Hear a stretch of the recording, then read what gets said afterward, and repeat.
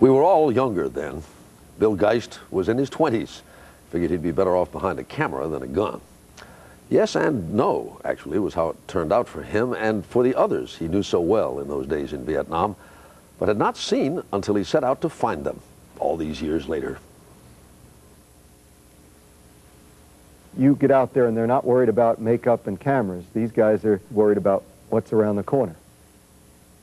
The guys that put their life on the line every minute of the day, not every day, every minute of each day they was there.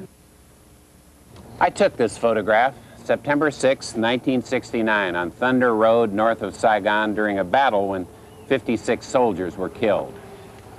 I was a photographer with the 1st Infantry Division, and it's curious, as close as our group of photographers became living in a base camp called Rocket City, once we left Vietnam, we never called each other, never wrote. Butch! Bill! Never thought I'd see you again. How you thanks doing? to me, Good to see you. How are you? How are you, man? Good, Little good. whiskers there going? Yeah. Butch Perkins, retired combat photographer, has sought peace and quiet here in the little town of Leesville, Louisiana. About a 5,000 acre lake. Yeah, we had a great magazine. I did the Danger cover on Forward. that. Yeah, I did the cover. Is that on your cover yeah. shot? Yes. It's a beautiful shot. Yes, I remember this.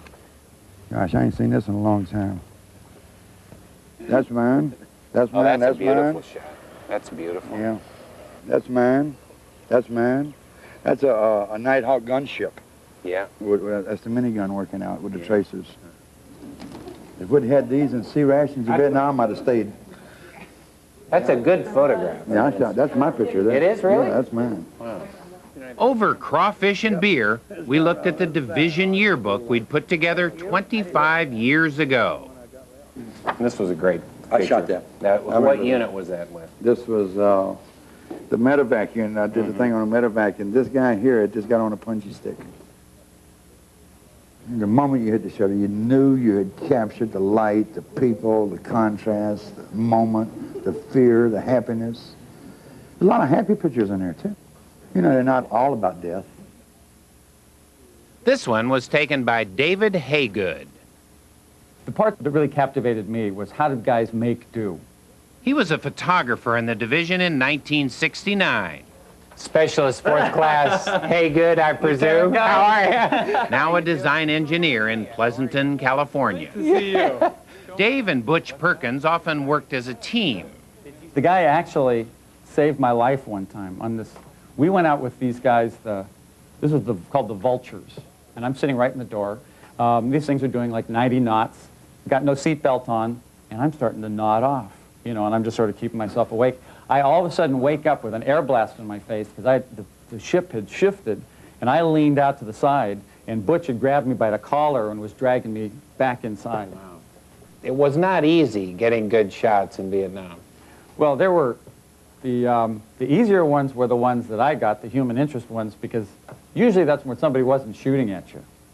Telling photographs, all the same. These were the guys who really got to get the award for craziness, in my mind. They fly in these guys called the tunnel rats. They have a flashlight and a .45. They tie a rope around their waist and they head on down into the tunnel. Our commander was Colonel Patrick Vitello.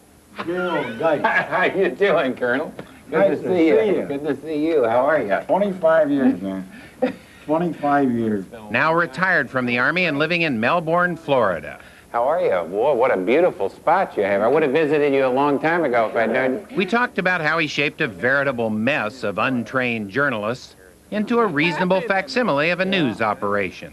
Well, I did have a kind of a different style. Yes, you did. Just kind of turned them loose.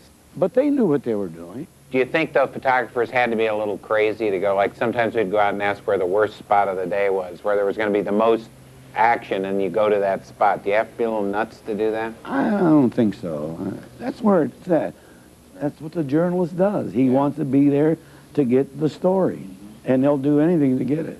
I asked him how he felt upon hearing of the fall of Saigon 20 years ago this day. I cried like a baby.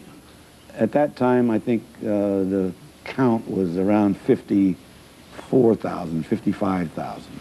Dead. Dead on our side. Mm-hmm. 1 million died on the other side, the winning side. Hindsight tells me that we shouldn't have gone into Vietnam at all. Not at all. But was he proud to have served? No, I can't be proud, no. I can't be proud. I hope that I helped some of the young guys. He had. I liked faces. Faces under those circumstances don't lie. This shot of a point man at the front of the front was captured by Stuart Rochelle, an untrained photographer with the division. Today, Stu Rochelle is an actor and playwright in San Jose. How are you? It's good to see Good you. to see you. It's good to How are see you, you. man? Looking good. This isn't... Well, I'm aging. I'm aging. He talked about photographing combat troops who lived every day in the line of fire. In some ways, I felt it an honor. I'd go out and just kind of pop up out of nowhere and with armored units or infantry or naval units, and they'd be kind of surprised, often saying, "Why are you stupid enough to be coming out here?" I'd feel good being a part of what they were doing and helping to record some of what they were doing. I felt that these guys really deserved something. We all did.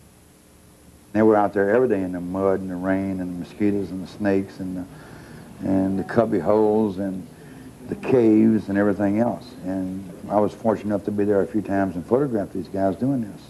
I was there recording his actions and trying to show what he did. So somebody cares. Somebody cared what he was doing.